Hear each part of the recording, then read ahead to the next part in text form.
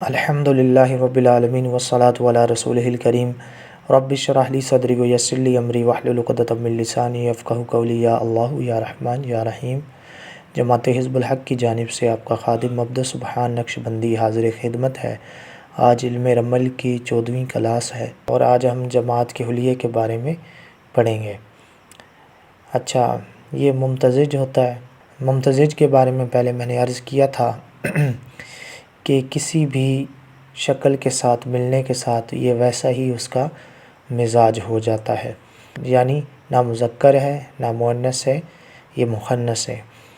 مردہ ہے، جنوبی ہے اس کی سمت، اور عنصر اربعہ میں سے یہ خاکی ہے۔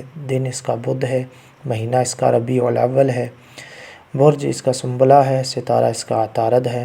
یہ شکل کسی شخصیت کے ساتھ تعلق رکھے تو وہ بندہ درمیانہ قد ہوگا، تو اس بندے کا درمیانہ قد ہوگا، بڑی ناک، چوڑی پیشانی، ہنرمند، کالی آنکھیں، بری آواز، حساب و کتاب کا ماہر ہوگا۔ تو اسے آپ یاد کر لیجئے اور لکھ بھی لیجئے۔